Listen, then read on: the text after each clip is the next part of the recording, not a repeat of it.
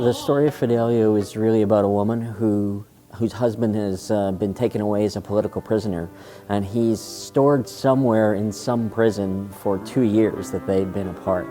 And Leonora has been searching for him, and she goes to this prison and she disguises herself as a young boy. She gets work in the prison, and ultimately she ends up finding her husband and being able to free him. Thematically, it's really about love and courage and faith overcoming tyranny and oppression. Ileana Montalbete sings Leonora.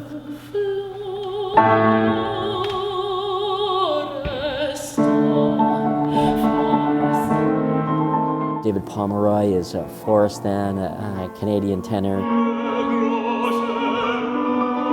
Valerian Rominsky is Rocco. He plays the sort of warden. An up-and-coming young soprano, Lara Secord-Haid, who's from Winnipeg, is singing Marcelina, his daughter. Pizarro, the guy that put Florestan in prison, the bad guy, is Chris Ermiter. Leonora, the woman I play in the opera, is a countess whose husband, Florestan, has been imprisoned as a political prisoner.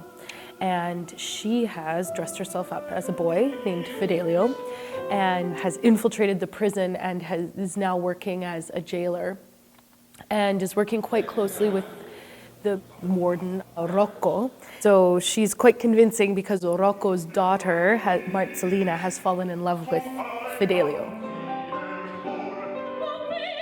So Marcelina is about 16. She is Rocco's daughter, and Rocco owns the jail where Florestan is being held as a political prisoner. And I think she's a pretty typical 16-year-old. She's got her daddy wrapped around her little finger. She likes boys, and she's a little fickle. You know, last week she really liked Giacchino, but then Fidelio came and she fell in love with him. We've reset it to around the fall of the Berlin Wall, and lots of companies reset Fidelio, and it's really because the themes are timeless. People are still thrown in prison for the wrong reasons, for political beliefs or religious beliefs. We thought by setting it closer to a contemporary audience, to a closer time frame, that the themes would resonate more closely for people.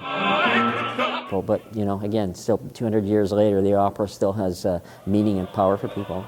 We programmed it because the Canadian Museum for Human Rights was opening this year, and it seemed to be an ideal time to use art to talk about human rights. The idea occurred to us that we should involve the refugee community, people who have really experienced oppression and had to leave their homelands and make a new life in Canada. So during the finale, when Leonora has freed the prisoners and the sort of prison is closed down, we're bringing out refugees onto the stage to sort of be witnesses to this change of regime. It's like a crowd gathering to see a change in society. When people arrive to the theater, on each seat will be a card with the name of a real political prisoner, so that when the audience comes, they actually have a physical representation of a real political prisoner. The themes running through this opera, I think, are very relevant today.